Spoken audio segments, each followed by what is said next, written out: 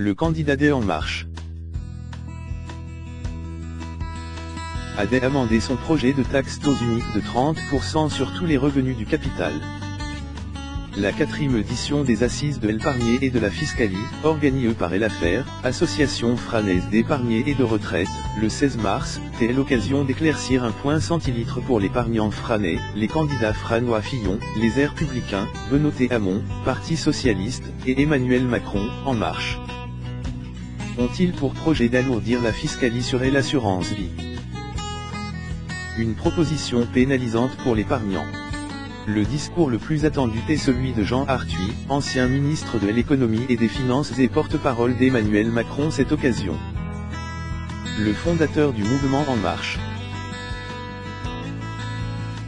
avait annoncé aux Échos, le 24 février dernier, son déceur de CRR un prélèvement forfaitaire unique au taux de l'ordre de 30%, prélèvements sociaux inclus, pour tous les revenus du capital. Or, aujourd'hui, les contrats d'assurance vie détenus depuis au moins 8 ans sont soumis à un prélèvement forfaitaire libératoire de 7,5%. En y ajoutant les contributions sociales de 15,5%, le total s'élève à 23%, soit 7 points de moins que le taux proposé par Emmanuel Macron.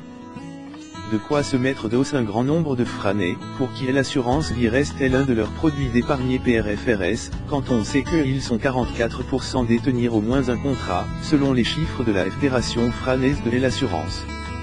Quand François Barouin et Germe Guedj, représentant respectivement François Fillon et Benoît Hamon, ils ont confirmé le maintien de ce taux de 23% sur les contrats d'assurance vie. Le premier a par ailleurs précisé que les autres revenus du capital seraient tous soumis au prélèvement forfaitaire de 30%. Une hausse de l'imposition sous plusieurs conditions. François Fillon en revenu sur ses pas d'APRS avoir fait la même proposition, et l'audience en attendait autant de la part d'Emmanuel Macron.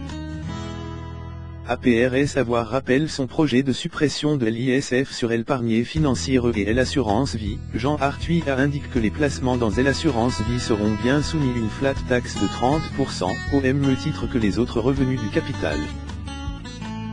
Mais seuls les nouveaux contrats seront concernés, et non les stocks de contrats existants, et partir d'un certain seuil d'encours. Un plafond de 150